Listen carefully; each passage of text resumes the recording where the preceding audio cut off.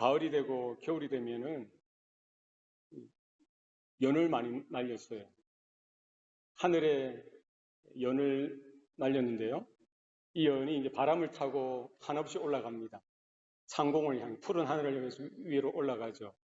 얼마나 마음이 시원한지 모릅니다. 친구들끼리 모여서 서로 멀리 높이 연을 띄우기 위해서 이렇게 시합도 하기도 했습니다.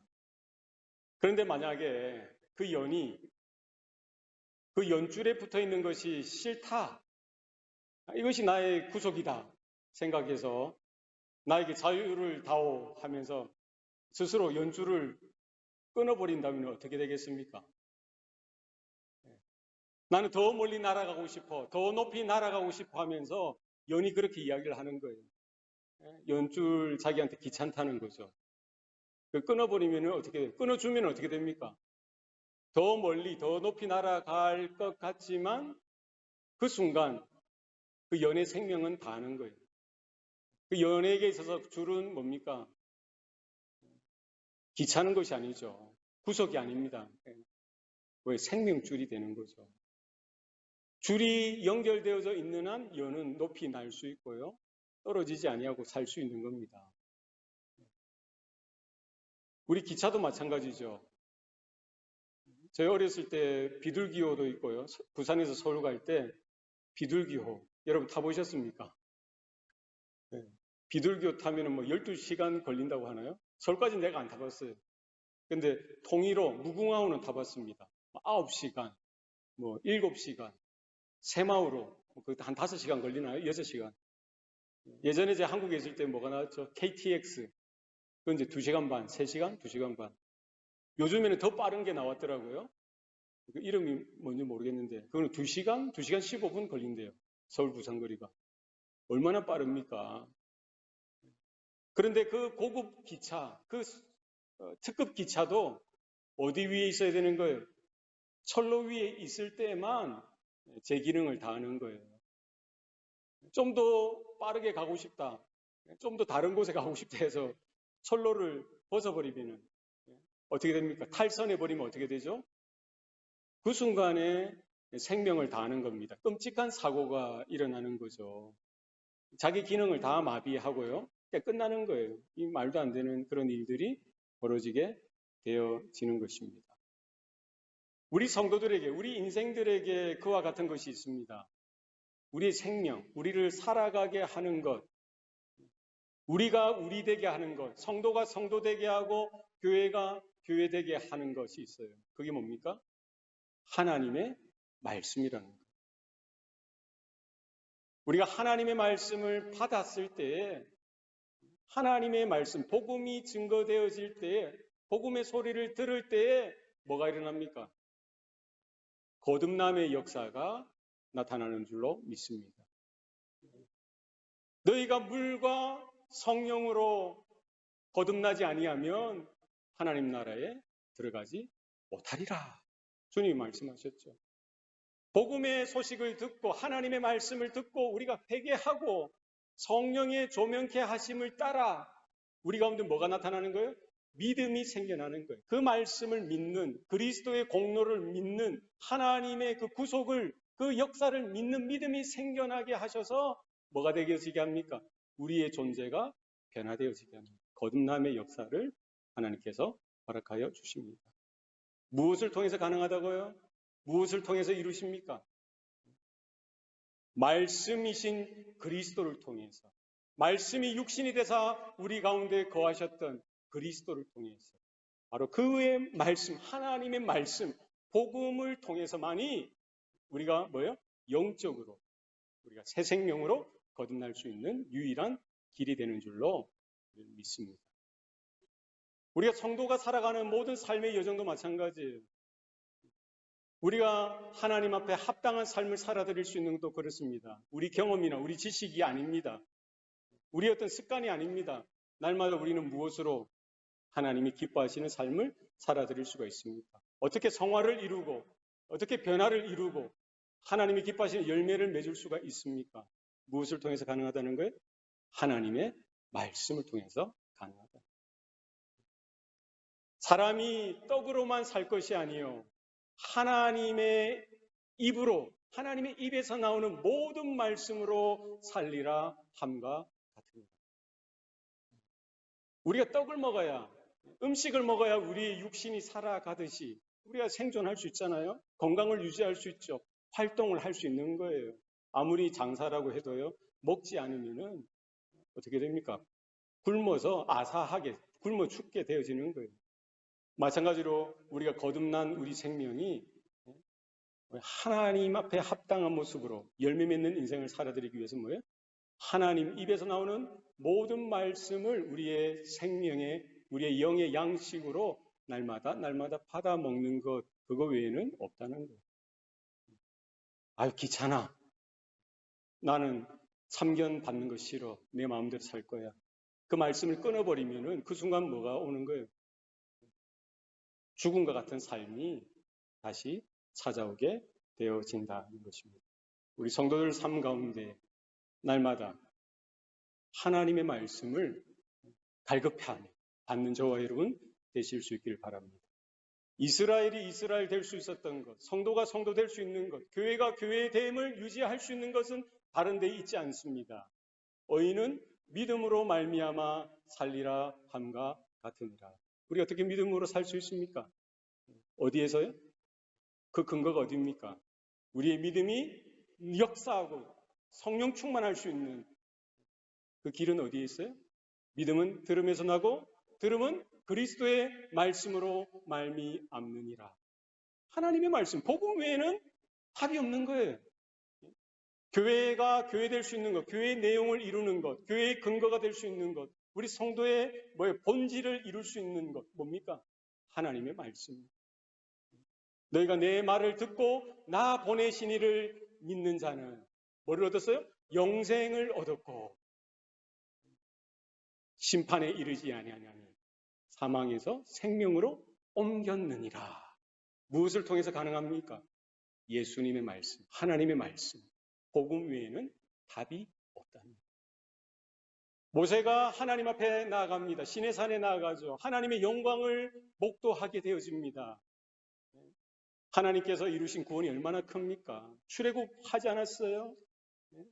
그 도도하고 그 거만했던 바로의 코를 납작하게 짓누르지 아니하셨습니까? 열방 가운데 하나님이 하나님 되심을, 하나님의 영광을 선포하지 아니하셨습니까? 홍해를 건너게 하셨죠. 그리고 그들에게 가장 먼저 주신 게 뭐예요? 하나님의 말씀을 주신 거예요. 오늘 본문에 나오는 것처럼 뭐를 받았어요? 살아있는 말씀을 받은 거예요. 받아서 어떻게 했습니까? 이스라엘에게 전해주었다는 거예요. 우리 교회도 마찬가지입니다. 날마다 살아계신 하나님의 말씀을 받는 것 외에는 우리 교회에 뭐예요? 힘도 없고 능력도 없고 지혜도 생길 수가 없어요. 모세가 하나님으로부터 그 살아있는 말씀을 받았고 이스라엘 백성들에게 전해주었듯이 우리도 날마다 하나님의 말씀을 받을 수 있길 바랍니다. 살아있는 말씀입니다. 하나님의 말씀은 살았고 운동력이 있어 좌우의 어떤 날성검보다 예리하니 혼과 영과 및 관절과 골수를 찔러 쪼개기까지 하느니라. 하나님의 말씀은 살아있다는 거예요. 왜 그렇습니까? 하나님이 살아 계신 분이니까. 영원하신 하나님, 영존하신 하나님의 말씀이시니까 하나도 땅에 떨어지는 법이 없고요. 이루어진다는 거예요. 지금 오늘 본문의 스데반 집사는 바로 그 하나님의 말씀을 증거하고 있죠. 바로 그 예수 그리스도의 복음을 증거하고 있습니다. 스데반은 바로 그 하나님의 말씀을 붙들고 확신 가운데, 믿음 가운데 당당하게, 담대하게 타협하지 아니하고 그 주의 복음을, 하나님의 말씀을 증거하죠. 그러다가 어떻게 됩니까? 그것 때문에 마지막 최후를 맞이하게 돼요. 돌에 맞아 죽게 되죠. 아이러니하지 않습니까? 사내들인 공회원들, 그 제사장들과 바리새파 사람들과 서기관들, 율법학자들, 종교 지도자들 그 유대교 종교 지도자들 앞에서 뭐를 전하다가 하나님의 말씀을, 복음을 증거하다가 그리스도를 전하다가 오히려 어떻게 됩니까? 정죄를 당하는 거예요. 뭐로 정죄를 당하죠? 신성모독으로 정죄를 당하고요. 그 재판으로 인해서 결국 스데반 집사가 죽임을 당하게 되어진다는 것이죠. 사내들인 공회원들은 지금 바리새파, 이 유대인들, 유대 지도자들은 왜 스데반의 그 변론, 스데반의 그 설교를 통해서 그렇게 화가 나고 분노가 나고 마음에 이렇게 안정이 되지 못하고 신성모독으로 여겼겠습니까? 왜 그랬겠어요? 무엇이 문제였던 것입니까? 그들이 생각할 때 지금 스데반이 전하는 그 메시지와 누구의 메시지가 동일한 거예요? 그리스도의 메시지가 동일한 거죠. 그죠? 지금 스데반 집사가 전하고 있는 게 뭐예요? 뭐가 자기들의 심기를 건드렸습니까? 뭐가 자기들을 분노하게 만들었습니까? 뭐에 대해서? 왜 그들이 그렇게 생각한 거예요? 지금 스데반 집사는 모세와 율법과 성전을 반박하고 대적하고 있다, 모독하고 있다라고 생각했던 것이죠. 예수님도 그랬다고 생각하는 거예요. 그렇기 때문에 예수님을 십자가 달아 죽였고 지금 스데반 집사도 그렇게 죽이려고 하는 것이죠. 사실 그 스데반 집사는 그들이 잘 아는 이스라엘 역사를 가지고서 복음에 대해서, 복음의 진정성, 그리스도의 그 그리스도 되심, 예수 그리스도, 예수님의 그리스도 되심, 메시아 되심에 대해서, 하나님의 구원자이심에 대해서 분명히 알려주고 있죠. 왜 사내들인 공회원들은 그리스도를 십자가에 못 박을 수밖에 없었고 지금 스데반 집사 또한 그렇게 죽이려고 하는 것입니까? 왜 그래요? 자신들이 그렇게 자랑스러워했던 그 모세, 그리고 그의 율법, 그리고 그들이 그렇게 자신감 있게 자랑스러워했던 영광스러운 그 성전을 모독했다라고 그들은 잘못 생각했기 때문이죠. 그들은 모세를 알고 율법을 알고 성전에서 그렇게 제사를 드려왔고 잘 안다라고 생각하고 하나님의 모든 것을 그들이 스스로가 만족시켜 드려왔다라고 생각했지만 사실은 그러지 못했던 거예요. 그죠? 그들은 사실은 모세도 오해했고요. 율법도 뭐예요? 잘 몰랐던 거예요. 성전의 참된 의미도 그들은 깨닫지 못했던 겁니다. 만약에 그들이 진실로 성경에 나와 있듯이, 토라에 나와 있듯이, 선지서에 나와 있듯이, 구약 성경에 나와 있듯이 모세가 누구인지, 모세가 왜 존재했는지, 왜 하나님께서 모세를 통해서 이스라엘의 구원을 이루셨는지를 분명히 알았더라면, 모세를 통해서 주셨던 그 율법이 정말 무엇인지, 그 율법이 가리키는 것이 무엇인지, 율법이 인도하는 그 방향이 어떠한지, 율법이 무엇을 말하고 있는지 분명히 알았더라면, 깨달았더라면, 그 성전, 그들이 제사 지내는 그 성전, 하나님의 임재가 있고 하나님의 영광이 있고 하나님의 이름을 두신 그 성전이 과연 무엇을 의미하는지를 알았더라면 그들이 예수님 앞에서 어떻게 그럴 수가 있어요? 어떻게 그럴 수가 있겠습니까? 어떻게 예수님을 향하여 비난하고 예수님의 그 말 한마디 한마디, 말씀 하나하나마다 꼬투리를 잡고 비방하고 논쟁하려고 하고요. 흠을 잡고 예수님을 죽일 그 궁리를 하고요. 그래서 예수님을 죽이지 않았습니까? 답이 없으니까 결국 증인을 조작하고 증거를 조작해서 모함해서 억지로 안 되는, 왜 그렇게 죽이는 거예요? 그들은 모세를 몰랐던 거예요. 율법도 몰랐던 거예요. 성전의 참된 의미도 몰랐던 거예요. 그러니까 지금 똑같은 실수를 반복하고 있는 거예요. 스데반이 증거하고 있는 그 복음을, 하나님의 말씀을 거부하고 있는 것이죠. 그렇게 그것을 이해하지 못하니까 뭐예요? 오해에 또 다른 오해, 억측이 났고요. 왜곡을 낳고 자기가 원하는 대로 그렇게 나가는 거예요. 모세가 가리키고 있는 것이 뭡니까?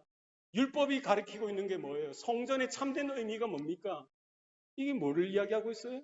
바로 오실 메시아 대신 그리스도를 나타내고 있는 것이죠.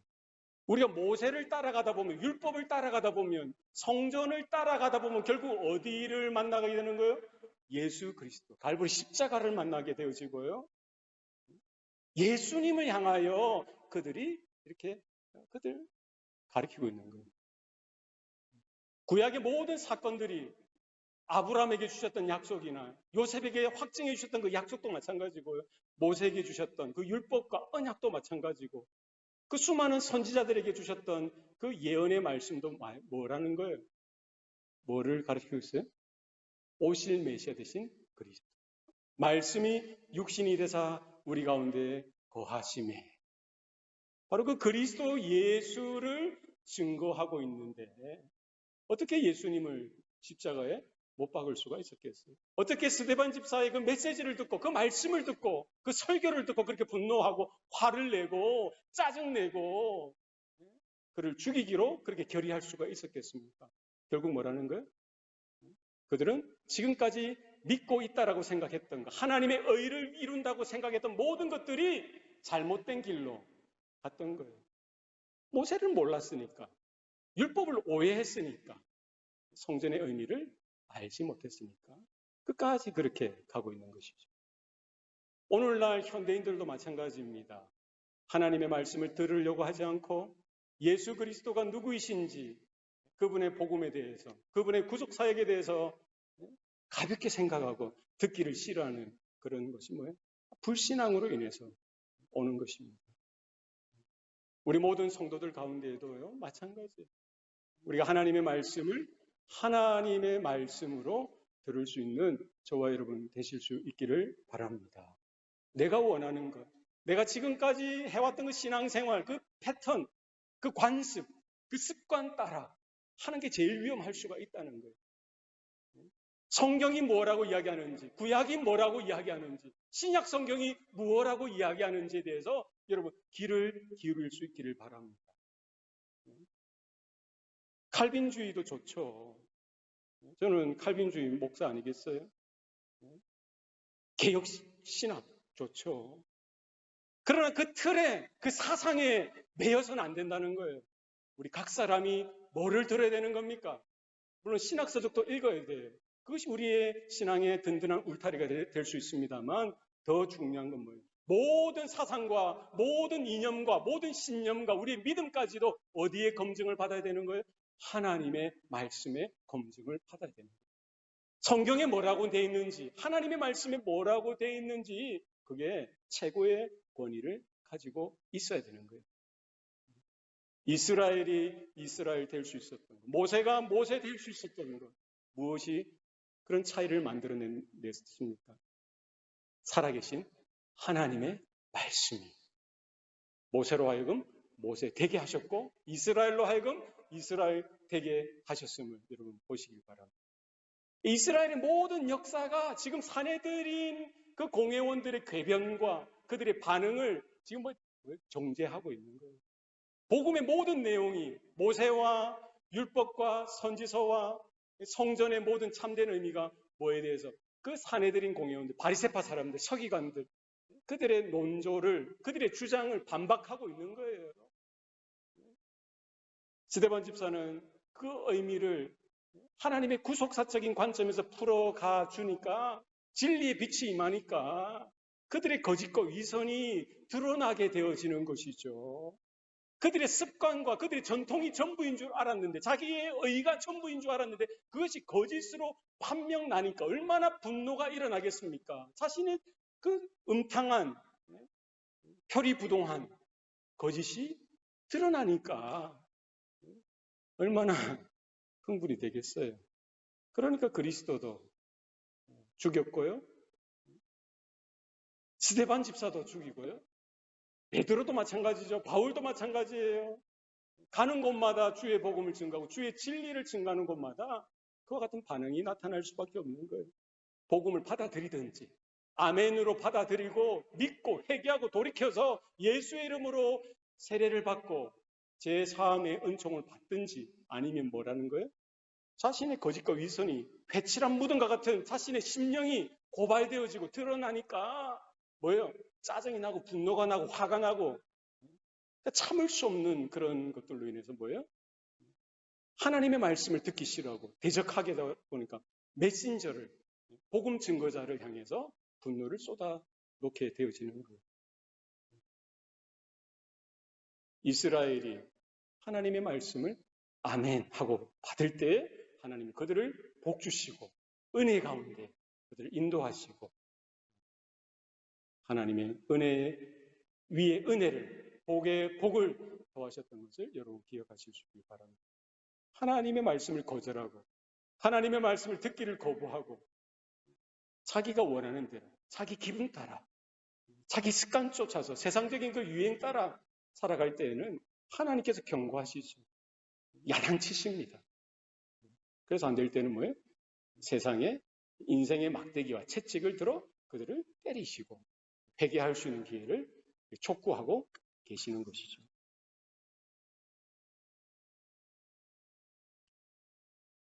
하나님께서 모세에게 주셨던 그 말씀이 뭡니까? 율법이죠. 율법. 시내산에서 십계명을 주셨고요. 돌판에 새겨주셨죠. 하나님이 직접 새겨주셨어요. 그리고 뭐를 주셨어요? 토라를 주셨죠. 그 이제 모세로 하여금 이렇게 기록하도록 하셨어요. 성경의 처음 5권, 모세오경이라고 합니다. 토라, 율법서라고 해요. 그래서 성경, 구약 성경에 있는 모든 내용은 바로 그 율법서, 하나님의 율법서 위에 근거해 있는 것이고요. 그리고 신약 성경도 마찬가지예요. 그 하나님의 율법 위에 근거해 있다는 거예요. 하나님께서는 왜 모세에게 이와 같은 하나님의 말씀, 율법을 허락해 주셨는가? 왜 주셨을까요? 왜 주셨습니까? 바로 그 율법을 통해서 하나님의 말씀을 통해서 하나님의 하나님 되심을 분명히 가르쳐 주시기를 원하셨던 거예요. 하나님의 모든 말씀은 뭐예요? 하나님의 성령으로 감동되어진 것이라고 성경은 분명히 말씀합니다. 뭐에 대해서 알 수 있는 거예요? 하나님이 계시로 나타내 주신, 뭐를 계시하는 겁니까? 자기를 계시하는 수단으로 하나님의 말씀을 삼으셨던 거예요. 그래서 성경을 통해서 하나님의 율법을 통해서 하나님의 말씀을 통해서 이스라엘로 하여금 뭐 하도록 하신 거예요? 하나님이 누구이신지를 알려주셨던 거예요. 세상의 모든 것들이 그냥 우연하게 되어진 것이 하나도 없다는 것이죠. 눈에 보이는 모든 것들, 그리고 눈에 보이지 않는 모든 세계 피조물들이 그냥 어떻게 어느 날 뚝딱하고 생겨난 것이 아니라 모든 것들이 뭐야? 하나님의 영원한 작정과 영원한 계획 가운데 누가 만드셨다라고요? 하나님이 만드셨던 결과물이라는 사실을 알려주는 거예요. 그래서 10계명의 제1계명이 뭡니까? 너는 나 외에 다른 신들을 너에게 두지 말라. 왜 그렇습니까? 하나님만이 유일한 하나님이시여 영원하시고 영존하신 참된 신 되신다는, 하나님 되신다는 사실을 알라는 거예요. 자기를 위해서 새긴 우상을 만들지 말라는 거예요. 그죠? 그래서 이스라엘 백성들에게 율법을 주신 첫 번째 목적은 하나님이 누구이신지를 알도록 하셨던 거예요. 우리도 그 하나님의 말씀을 통해서 하나님을 더 깊이 알아가는 저와 여러분 되시길 바랍니다. 그리고 뭡니까? 자기가 누구인지 알도록 하셨죠. 우리가 누구인지, 하나님의 말씀을 통해서 우리의 신앙은 뭡니까? 하나님이 창조주 되신다. 하나님이 온 우주 만물의 주관자가 되시고 주권자가 되시고 내 삶의, 내 인생의 주인 되심을 분명히 나타내 보여주시는 거예요. 그리고 하나님이 모든 만물의 마지막 때에 심판주가 되신다는 사실을 분명히 알려주시는 것이죠. 그리고 뭡니까? 우리는 누구라는 거예요? 우리 인생은 누구라는 겁니까? 왜 우리가 본질적으로 이렇게 위대한 존재가 되었습니까? 무엇이 그렇게 만드는 거예요? 사람은 뭐라고 하죠? 사람은 뭐라고 합니까? 우리 도덕 시간, 윤리 시간에 배웠죠? 뭐라고? 예? 만물의 영장이라고 하잖아요. 그죠? 만물의 영장. 어떻게 그럴 수가 있어요? 사람만이 말을 할 수 있고 글을 쓰고 문화를 창조하고 문명을 이루어가는 이런 모든 것들, 사람들의 위대함, 인류의 위대함이 어디에서 나타난다는 거예요? 하나님께서 거기에 대해서 말씀해 주는 거예요. 왜 사람이 그렇게 지혜가 있고 똑똑하고 그렇게 발전하며 이렇게 모든 것들을 개발하며 개척하며 인생을 그렇게 창의적으로 만들어 갈 수 있는지, 무엇이 인생의 본질적인 그런 위대함을 가져다 주었느냐, 무엇이 그랬다는 거예요? 바로 하나님께서 그렇게 만드셨기 때문에 그렇다는 거예요. 하나님께서 세상의 모든 만물들은 말씀으로 창조하셨지만 뭐예요? 우리 인생들은 손수 지으시고 하나님의 형상을 따라 하나님 모양대로 지으셨다는 거예요. 그러니까 우리의 존귀함, 인생의 사람의 이 위대함이 바로 하나님께서부터 있다는 사실을 알려주고 계시는 것이죠. 그리고 율법을 통해서 하나님의 사람들, 사실은 창조되어지고 피조된 모든 인생들이 살아가야 될 삶의 원리를 그렇게 알려주시는 거예요. 그러니까 자기 마음대로 사는 것이 인생이 아닙니다. 우리를 지으신 창조주의 목적에 따라 거기에 우리의 삶의 의미가 있고요. 우리 삶의 근거가 있다는 사실입니다. 우리가 어떻게 살아야 되는지, 어떤 모습으로 살아야 되는지, 뭐를 따라 사는 거예요? 우리를 지으신 창조주의 그 목적에 따라 사는 거예요. 이 땅에 지어진 모든 것들은요, 다 목적이 있어요. 자동차는 자동차의 목적이 있습니다. 피아노는 피아노의 목적이 있어요. 총은 총의 목적이 있죠. 이런 이 포디움은 포디움의 목적이 있어요. 기능이 있다는 거예요.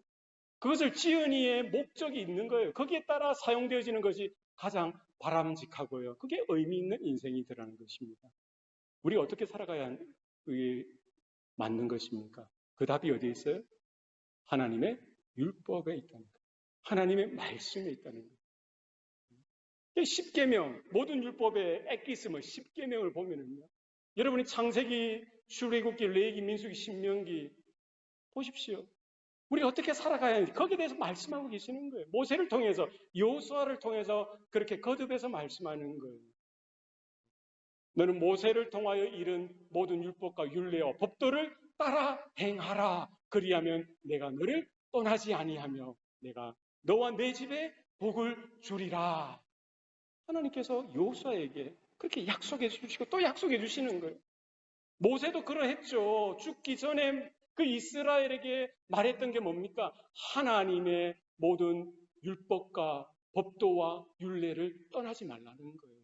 가나안 땅에 들어가든지 어디에 있든지 무슨 모습으로 살든지 그 하나님의 법도, 하나님의 율법, 하나님의 말씀을 따라 살아가라는 거예요. 여호수아도 똑같이 이야기합니다. 처음 그가 지도자로 세워졌을 때도 하나님은 여호수아에게 말씀하는 거예요. 너는 강하고 담대하라. 두려워하지 말라. 내가 모세와 함께 하였듯이 너와도 함께 하리라. 그리고 뭐를 요구하는 거예요? 하나님의 언약, 하나님의 율법, 모든 법도와 율례를 따라 모세가 행했듯이 너도 그렇게 행하라는 거예요. 그러면 내가 너를 버리지 않겠다. 내가 너와 함께 하리라. 라고 약속해 주셨고요. 여호수아의 인생에, 전 인생에 그렇게 살았던 것이죠. 그리고 마지막에 여호수아도 똑같이 남겨진 이스라엘 백성들에게 거기에 대해서 이야기하는 거예요. 너희는 오늘날 너희가 섬길 자를 택하라. 나와 내 집은 여호와 하나님 한 분만을 섬기리라. 뭐예요? 자기가 죽고 나서 이제 지도자가 이제 공석이 될 텐데 그가 마지막 유언으로 남긴 게 뭡니까? 하나님의 모든 율례와 법도 율법을 버리지 말고 하나님을 따라가고 하나님의 법, 하나님의 말씀을 따라가는 민족이 될 것에 대해서 말씀하고 있는 것이죠. 우리 성도들이 살아가는 모든 삶의 궤적도 그러해야만 합니다. 우리 교회도 마찬가지죠. 그것이 하나님을 영화롭게 하는 것이고 그것이 하나님의 영광을 위해 살아드리는 유일한 길임을 여러분 기억하실 수 있기를 바랍니다. 하나님께서 이렇게 10계명을 주셨죠. 사실 10계명 따라 다 우리가 행할 수만 있다면 얼마나 좋겠습니까? 그렇죠. 문제는 뭡니까? 이걸 다 행하지 못하는 거예요. 다 행하지 못한다는데 우리의 연약함이 있고 우리의 영적인 이런 현실이 있다는 거예요. 그래서 율법을 주신 목적이 있어요. 율법을 통해서 뭐라는 거예요? 하나님의 하나님 되시 하나님의 거룩하심, 하나님의 의의 수준을 그들에게 보여주시고 요구하시죠. 결국 그 하나님의 기대와 하나님의 요구 따라 결국 그들을 그렇게 만들어 가시겠다는 것이 하나님의 영원한 작정의 계획인 것입니다. 그러나 모든 사람이 그런 율법의 앞에 서야 되죠. 하나님 말씀 앞에 서도록 하셨던 거죠. 그리고 뭐를 발견하라는 거예요? 뭐를 발견하는 거예요?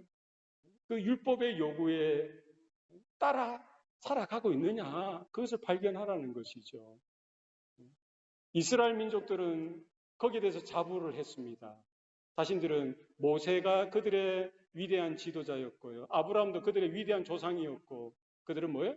율법을 받았다. 하나님의 언약을 받은 민족이라는 사실에 대해서 아주 기고만장할 정도로 자부심이 있었던 민족이죠. 그러니까 율법을 가지고 율법을 연구하고 율법을 가르치고 또 율법 따라 행하는 것으로만 이제 그렇게 자신들의 의로움을 드러내려고 했고 자부했다는 거예요. 그죠? 바리새인들이 얼마나 철저합니까? 유대인들이 얼마나 철저합니까? 하나님의 모든 율법을 꼼꼼하게 지키기 위해서 그걸 해설서를 달아서요. 조항을 만들었어요. 율법을 더 철저하게 지키기 위해서 조항을 613개의 조항을 달아서요. 1년 내내 하루 24시간 내내 뭐 율법에 매여서 따라 지키기 위해서 그렇게 철저하게 이렇게 했던 것이 바리새파 사람들이죠. 그러니까 그들이 그렇게 기도할 수 있었던 거예요. 성전으로 가는 그 큰 거리에서 하늘을 우러러보며 서서 손을 들면서 하나님이여 나는 저 세리와 저런 죄인과 같지 않음을 감사하나이다. 나는 일주일에 2번 금식 기도하고 11조를 드리고 남의 것을 이렇게 속여서 취한 적도 없고 간음한 적도 없고 누군가를 나쁜 짓 한 적도 없고 자기가 이루었던 것 자기의 의를 가지고 하나님 앞에 이렇게 떳떳하게 기도하는 것이죠. 그들은 율법의 그런 율법의 말씀을 받았지만 그 정신에 대해서 놓쳐버리고 있어요. 율법의 의미, 율법의 참된 하나님의 그 의도와 의미를 잃어버리고 이 껍질만 율법을 그냥 가지고 있고 공부하고 가르치고 나름대로 자기들이 지켜 행한다고 하면서 거기에 자부심을 가졌던 것이죠. 그러나 말씀이신 그리스도께서 오셔서 증거하셨던 게 뭡니까? 그들이 그렇게 자부하고 그렇게 따랐던 이루었던 모든 것들이 뭐라는 거예요? nothing이라는 거예요. nothing이라는 거예요. 자신들의 의로움을 드러냈지만 사실은 뭐라는 거예요? 자기의 속은 뭐로 가득 찬 거예요? 위선으로 가득 찼죠. 거짓으로 가득 찼죠. 주님께서 가르칠 때마다 주님께서 말씀을 증거할 때마다 바리새인들의 이 반응이 어떠했습니까? 불쾌하게 생각하는 거예요. 그리스도께서 그 율법의 말씀을 통해서 하나님의 말씀을 통해서 결국 뭐를 고발하고 있어요? 그들의 정체에 대해서, 그들의 실상에 대해서, 그들의 실존에 대해서, 그들의 죄악된 그 실존, 그 존재에 대해서 이렇게 드러내고 계시는 것이죠. 그러니까 바리새파 사람들이 듣다가 보니까 많은 사람들이 은혜 받고 할렐루야 아멘 하는데 그들은 뭐예요? 듣다가 보니까 그 말씀이 자신에게 숨겨진 그 죄악된 부분들, 어두운 부분들, 남들은 모르게 이렇게 꽁꽁 감쌌던 그런 은밀한 부분들이 뭐예요? 하나님의 말씀의 빛이 비춰지니까 이게 드러나니까 뭐예요? 불쾌하고 불편했던 거예요. 그러니까 화가 나고 분노가 나고요. 그 하나님이셨던 하나님이신 그 그리스도의 말씀을 아멘으로 받기가 힘든 거예요. 받기 싫은 거예요. 그러니까 거기에 대해서 뭐 반발하고요. 이렇게 예수님과 따지고 예수님은 오히려 적반하장으로 예수님을 흠잡으려고 했던 것이죠. 그들은 뭐만 알았던 겁니까? 율법이라는 껍질, 껍데기만 붙들고 살았던 거예요. 자신들이 그냥 깨달은 것만큼 그냥 공부하고 그냥 나름대로 지키는 그것이 전부인 줄 알았던 것이죠. 그죠? 왜 하나님께서 율법을 주셨는지에 대해서는 알지 못했던 거예요. 율법이 그냥 그들로 하여금 그렇게 공부하고 가르치고 스스로 그렇게 지켜서 자기 의를 쌓고 스스로 그렇게 구원하도록 하나님이 주셨습니까? 그렇지 않다는 거예요. 율법의 그 목적을 간과했던, 깨닫지 못했던 거예요. 율법을 왜 주셨겠어요? 왜 하나님의 그 말씀을 주셨겠습니까? 그것을 통해서 깨달으라는 거예요. 뭐를 깨달으라는 거예요? 자신의 실상을 깨달으라는 거예요. 자신의 존재가 어떠한지를 깨달으라는 거예요. 자기의 죄, 자기의 민낯을 깨달으라는 거예요. 자기가 숨겨있는 그런 위선과 거짓된 것들 깨달으라는 거예요. 그들은 생각할 때 율법을 조항으로만 생각했던 것이죠. 그래서 이것을 행하고 행하지 않는 그런 조항으로만 생각해서요. 그걸 그냥 가르치고 배우고 그렇게 하려고 했던 거예요. 그러나 하나님은 이 율법을 통해서 뭐예요? 뭐를 깨달으라는 거예요? 자신이 누구인지, 내가 누구인지, 하나님을 떠난 인생이 어떠한지, 하나님의 말씀을 떠난 인생이 어떠한지, 하나님의 은혜가 임하지 않은 나의 원래 모습이 어떠한지를 깨달으라는 거예요. 그래서 율법으로는 뭐예요? 바울이 이야기했던 게 뭡니까? 율법으로 의롭다 여김을 받을 자가 있다 없다? 있다는 거예요? 없다는 게 없다는 거예요. 왜 그렇습니까? 모든 사람이 죄를 범하였음에 하나님의 영광에 이르지 못하기 때문이라는 거예요. 왜 하나님이 율법을 주셨다는 거예요? 율법을 주신 이유가 있다는 거예요. 왜 주셨습니까? 그 목적이 뭐냐는 거예요. 율법으로는 죄를 깨닫는다는 거예요. 죄로 하여금 더 죄되게 하는 것이 율법의 기능이요 목적이라는 거예요. 이제 거꾸로 생각했던 거예요. 유대인들은, 사내들인 공의원들은 율법을 알고 가르치고 거기에 대해서 이제 빠삭하니까 정통하니까 거기에 대해서 외우고 가르치고 그것을 지키서 그 의로 하나님의 의롭다함을 스스로 구원을 얻는다라고 생각했던 그게 아니라는 거예요. 율법은 뭐예요? 행함으로 의롭다 여김을 받는다고 했죠, 바울이. 그런데 결국 우리에게는 행할 수 있는 그런 의지나 능력이 있습니까? 없다는 거예요. 그죠? 그래서 모든 인생이 마찬가지입니다. 율법이 있는 자든 율법이 없는 자든 이방인이든 유대인이든 똑같다는 거예요. 로마서 2장 12절에 시고 제가 읽어드리겠습니다. 무릇 율법 없이 범죄한 자는 또한 율법 없이 망하고 무릇 율법이 있고 범죄한 자는 율법으로 말미암아 심판을 받으리라. 하나님 앞에서는 율법을 듣는 자가 의인이 아니요 오직 율법을 행하는 자라야 의롭다 하심을 얻으리니. 누가 의롭다 하는 바니? 율법을 그냥 공부하고 가르치고 율법을 가지고 있다고 해서 의롭게 되는 것이 아니라 율법을 완벽하게 100% 하나님의 기대에 맞게 이렇게 행하는 자라야만 의롭다함을 여길 수가 있다는 거예요. 그죠? 율법 없는 이방인이 본성으로는 율법의 일을 행할 때에는 이 사람은 율법이 없어도 자기가 자기에게 율법이 되나니 이런 이들은 그 양심이 증거가 되어 그 생각들이 서로 혹은 고발하며 혹은 변명하여 그 마음에 새긴 율법의 행위를 나타내느니라. 율법의 기능이 뭐예요? 하나님 주셨어요. 그런데 그것을 행할 자가 있습니까? 행할 자가 없다는 게 성경의 선언입니다.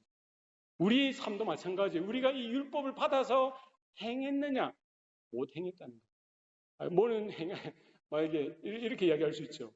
살인하지 말라, 간음하지 말라, 도둑질하지 말라, 내 이웃의 것을 탐하지 말라, 거짓 증거하지 말라. 내 살인 안 했는데요. 나 간음 안 했는데요. 나 도둑질 안 했는데요. 이렇게 이야기할 수 있잖아요. 여러분 어떻습니까? 네, 하나님만 섬겼는데요. 하나님의 이름을 이렇게 망홀히 여기지 않고 하나님의 이름을 항상 높여드리려고 하고 안식일도 거룩히 지켰는데요. 다 이렇게 이야기할 수 있잖아요.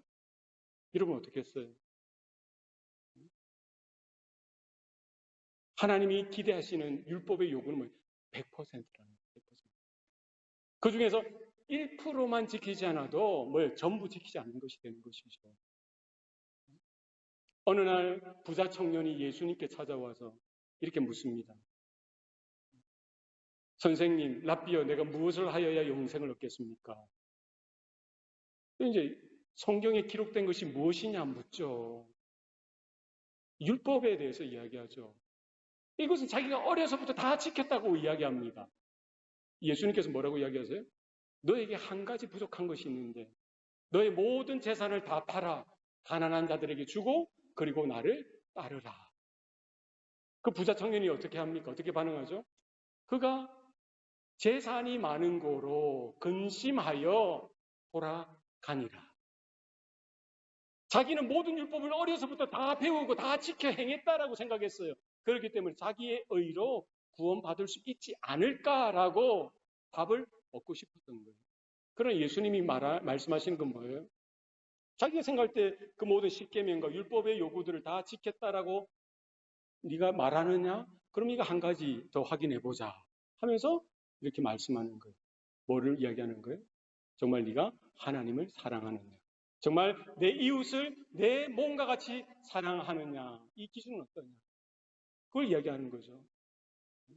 유대인들은 율법의 모든 항목들을 조항으로 지켜야 될 조항으로만 받아들이고 자기들이 지킬 수 있다라고 생각하고요. 하나님을 만족해 드릴 수 있다라고 생각하는 차원에서 그 율법을 가지고 있었죠.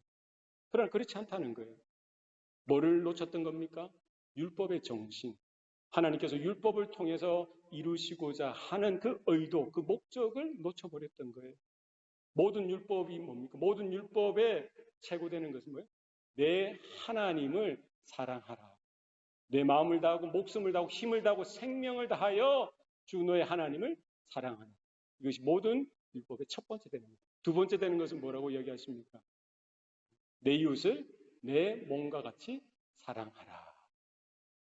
십계명 모든 율법의 정신이 뭐라는 거예요? 하나님을 사랑하고 있느냐? 정말 너의 모든 것들을 들여 하나님을 사랑하고 있느냐? 물으시는 거죠. 내 이웃을 내 목숨처럼 내 몸처럼 사랑하고 있느냐? 물으시는 거예요. 그러나 우리는 뭐를 이야기하고 있습니까? 나는 살인도 안 하고 간음도 안 저질렀고 도둑질도 안 했는데요. 윤리적인 행함, 도덕적인 행함, 율법의 그 조항적인 행함에 내가 그렇게 합당하게 살았던 것에 대해서 자랑하고 있는 거예요. 그게 자부심이 있었던 것이죠. 그렇지 않다는 거예요. 예수님이 또 이렇게 묻지 않습니까? 성경에 살인하지 말라 하였거니와 내가 형제에게 나가라 하는 자마다 이미 마음에 살인하였도다. 성경에 간음하지 말라 하였거니와 사람이 여자를 보고 음욕을 품는 자마다 이미 마음에 간음하였느니라. 뭐에 대해서 이야기하는 거예요? 하나님의 말씀의 요구는 어디에 있습니까? 율법의 요구는 어디에 있습니까? 겉으로 드러나는 죄의 열매를 내가 얼마나 이렇게 있느냐 없느냐 우리는 거기에 더 관심이 있죠. 그죠? 얼마나 도덕적이냐 윤리적이냐 율법적으로 살았느냐 그것이 없기 때문에 나는 선하다 하나님의 의에 합당하다라고 착각하며 살았던 것이죠. 하나님은 뭐를 물으세요? 네 존재가 뭐냐? 정말 네 안에 죄가 없느냐? 네 안에 탐심이 없느냐? 네 안에 탐욕이 없느냐? 네 안에 그 어떤 욕망이 없느냐? 정말 세상에 그 어떤 것보다 하나님을 사랑하고 하나님을 위해서 네가 목숨을 드리고 있느냐? 하나님의 형상으로 비조된 내 형제, 내 이웃을 내 몸과 같이 사랑하고 있느냐? 나는 이것도 하고 저것도 했는데요. 율법의 요구, 율법의 빛이, 하나님의 복음의 빛이, 말씀의 빛이 임할 때 뭐예요? 드러나는 거예요. 우리의 겉모습, 우리가 이룬 그 어떤 열매, 여기에 우리는 관심이 있을지 몰라도 하나님은 뭐를 비추시는 거예요? 우리의 영과 혼과 관절과 골수를 찔러 쪼개어서 우리의 내면을, 우리의 속사람을, 우리의 본질을, 우리의 존재 자체를 들여다보시는 거예요. 여러분, 하나님의 말씀은 이처럼 놀랍습니다. 우리 성경을 읽을 때 우리가 성경을 연구한다가 아니고요. 사실은 뭐예요? 우리가 성경을 읽는 동안 하나님의 말씀이 우리를 연구하시는 거예요. 우리를 조사하시고 우리를 정탐하시고 우리를 관찰하시고 어디까지 우리의 외면이 아니라 겉모습뿐만 아니라 우리의 속사람까지 우리의 중심까지 꿰뚫어 보시는 하나님이신 줄 믿으시길 바랍니다. 그래서 하나님이 율법을 주신 게 뭡니까? 율법을 통해서 내가 죄인이구나. 뿌리 깊숙이 죄인이었구나. 죄가 내 안에 들어오고 생명과 결탁해서 공중 권세 잡은 사단 마귀의 그 종로로 타면서 죄인으로 살았구나. 그죠? 여기 대해서 고발하고 있는 거예요. 알라는 거예요. 다윗이 얼마나 위대한 하나님의 사람입니까? 그는 하나님의 마음에 합한 사람이었죠. 그러나 그가 왕이 되고 잘 나갈 때 성공을 이루었고 번영을 이루었고 영광을 이루었던 그때에 넘어지게 됩니다. 뭐요? 밧세바를 탐하죠. 우리아의 아내 밧세바가 낮에 목욕하는 것을 보고는 음욕이 생기고요. 욕망이 생기는 거예요. 그걸 절제하지 못하고 데려와서 범하죠. 간음죄를 저지르죠. 그리고는 뭐예요? 그 죄를 은폐하기 위해서 결국 우리아를 데리고 오라고 해서 어떻게 합방시키려고 하는데 말 안 들으니까 어떻게 합니까? 결국 우리아를 전쟁터의 최전방에 보내서 죽도록 하죠. 살인교사. 권력에 의한 살인교사, 살인죄죠. 그리고 모든 것들을 은폐하죠. 숨기려고 하는 거예요. 자기만 입 다물고 옆에 주위의 측근들만 이렇게 조용히 시키고 그리고 문제가 될 수 있는 그것만 제거하면 모든 것들을 그냥 덮고 지나갈 수 있을 거라고 생각했던 거예요. 자기는 뭐 왕이니까 그럴 수도 있잖아요. 왕이니까 자기 원하는 대로 할 수 있잖아요. 그 정도 뭐 왕인데 그때 고대 그 왕권 중심주의 사회에서 그 정도에 어떻게 숱한 잘못도 저지르지 않겠어요?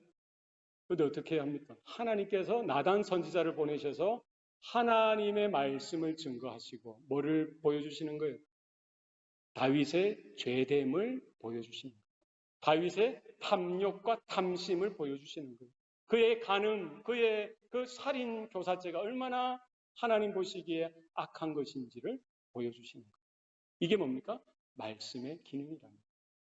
말씀 앞에 서기까지는 그냥 모든 것들을 가리우고 숨기고 포장하고 자기만 아는 그런 악한 짓, 더럽고 추악한 모습들이 있음에도 불구하고 다 포장해버리고 다 숨겨버리고 그럴듯하게 그냥 없는 것처럼 그렇게 살 수 있는 것이 우리들이라는 거예요. 다윗도 그랬으니까 하나님의 말씀은 뭐를 보여주시는 거예요? 다윗도 죄인이라는 거예요. 하나님의 구속함을 받아야 될 죄인이라는 거예요. 하나님의 은혜를 받아야 될, 하나님의 죄의 용서하심을 받아야 될 죄인인 것을 나타내 보여주셨던 거예요. 율법이 우리에게 그와 같은 일들을 합니다. 내가 누구인지를 이렇게 보여주는 것이죠. 그리고 무엇합니까? 하나님께서 주신 율법을 통해서 유대인들은, 사내들인 공회원들은 그것을 통해서 하나님의 자기들이 그렇게 행함으로 자기의 의로 하나님을 만족시킬 수 있다라고 생각했었습니다만 그 누구도 그 율법의 요구 따라 100% 하나님의 의의 기준, 하나님의 거룩의 기준에 따라 이렇게 행할 수 있는 사람은 없다는 거예요. 역사적으로 아무도 없었어요. 아담 이후에 보통 생육법으로 태어난 모든 인생들은 하나님의 율법의 요구와 기준에 따라 행함으로 자기 의로 구원을 이룰 인생은 있었다 없었다? 한 사람도 없었다는 거예요. 우리도 마찬가지입니다. 그 율법 하나님의 법 앞에 말씀 앞에 섰을 때 그것을 우리는 깨닫게 하시는 거예요. 우리의 죄인됨을 깨닫게 하시고 우리가 여전히 하나님의 법을 받았지만 들었지만 그것을 지켜서 행해서 이룰 수 있는 어떤 생명이나 능력이나 실력이 우리에게는 없다는 것을 하나님이 율법을 통해서 알려주시기를 원하시는 거예요. 그러니까 예수님의 가르치심을 들은 수많은 바리새파 사람들, 사두개인들이든지 그 유대교에 열심히 있던 그런 사람들은 뭐예요?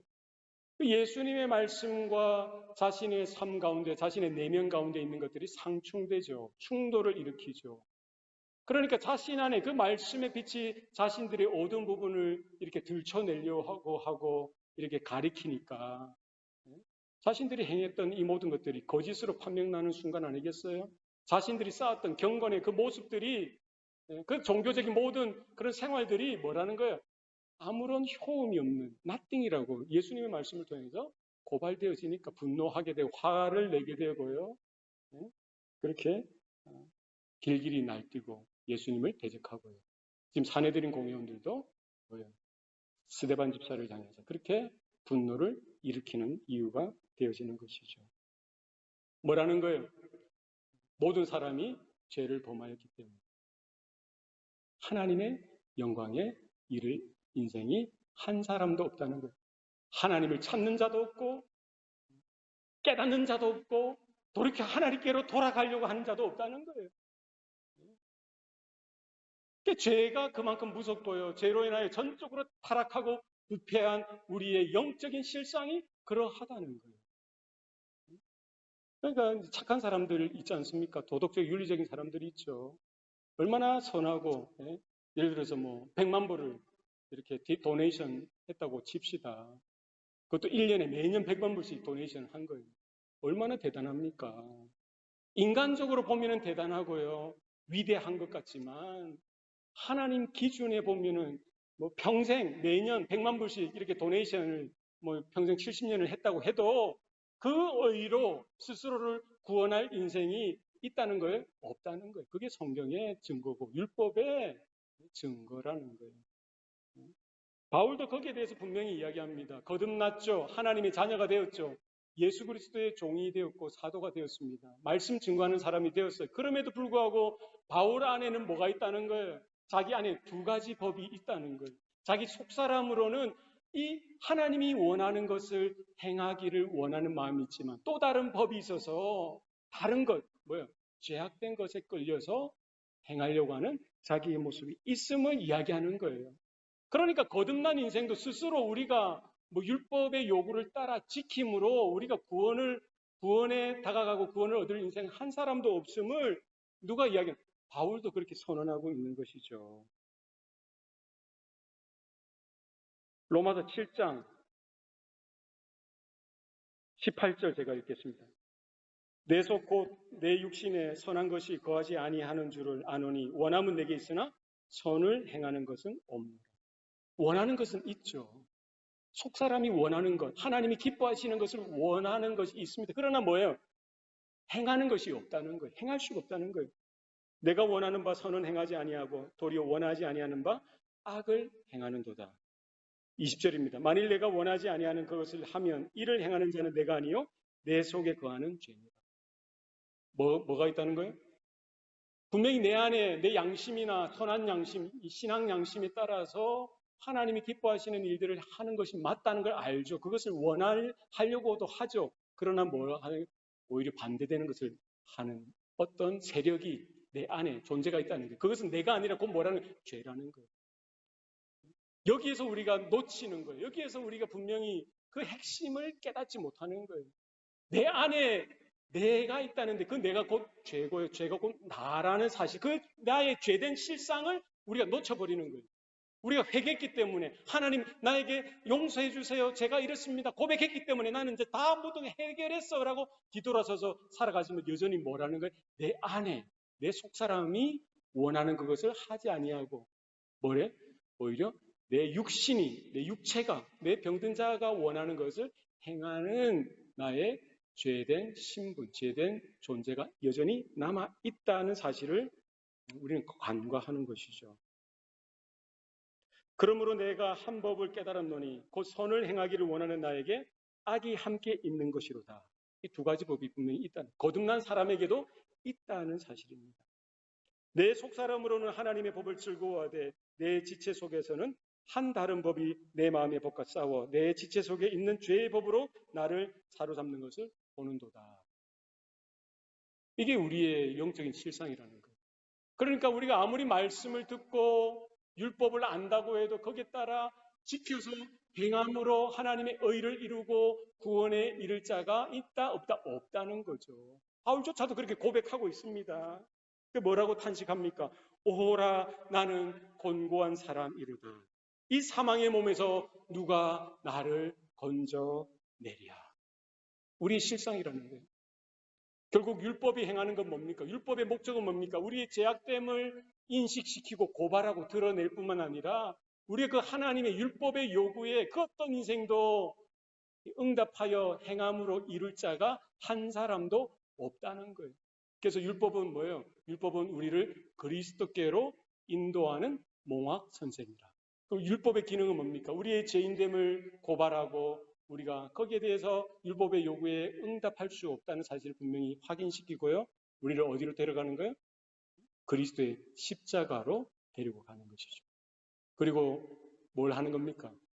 하나님이 하셨던 구원에 참여하도록 하나님이 불러주시는 거예요. 그래서 하나님께서 모세에게 십계명, 율법을 주셨을 뿐만 아니라 거기에 뭐를 주셨어요? 성막을 짓도록 제사 제도를 허락해 주신 거예요. 그죠? 그래서 성막을 어떻게 짓는지, 나중에 성전으로 이제 이게 발전하죠. 성전을 어떻게 짓는지, 어떻게 하나님 앞에 나아가는지, 어떻게 제사함을 받는지에 대해서 분명히 하나님께서 말씀해 주셨어요. 양이나 소나 염소나 잡을 때 맥을 따져 피를 다 뽑아내고 껍질을 벗기고 모든 각을 다 뜨는 거예요. 내장은 뭐예요? 불태우고 그리고 모든 각 뜬 것을 제단에 올려서 불을 태워서 번제로 드리도록 하셨던 거예요. 이 말은 뭡니까? 왜 십계명을 율법을 주시고 이어서 뭐예요? 제사제도, 희생 제물을 통해서 얻을 하나님의 구원에 대해서 약속해 주셨습니까? 율법을 통해서 이것으로 구원받을 인생이 한 사람도 없다는 거예요. 그래서 뭐를 가르칩니까? 구약에 들리면 그 왜 성막을 주셨어요? 성전을 주셨어요? 바로 그 어린 양의 피를 통해서만 죄 용서함이 가능하다. 히브리서 기자가 분명히 이야기하죠.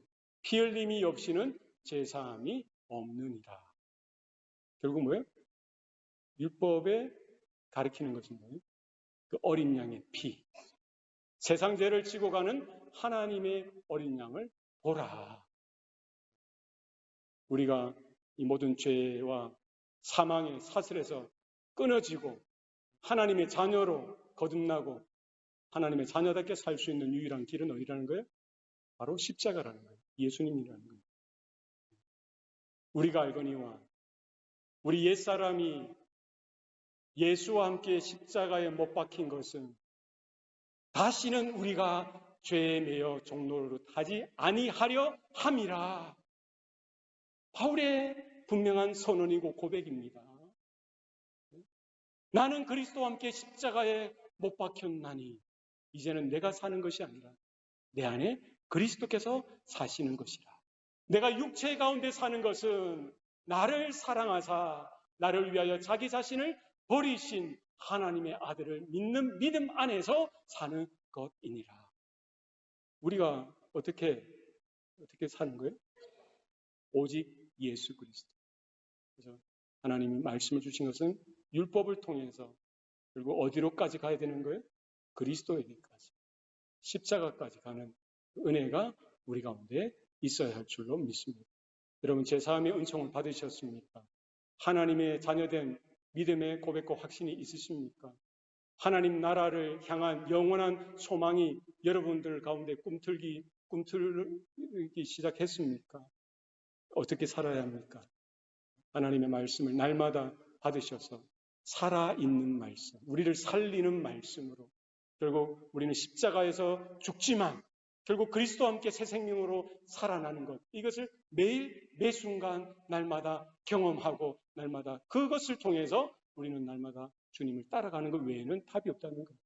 그 은혜가 오늘도 저와 여러분 가운데 분명히 확인되어지고 그 은혜 가운데서는 저희와 여러분 되시기를 축복합니다. 기도하시겠습니다. 살아계신 아버지 하나님 감사합니다.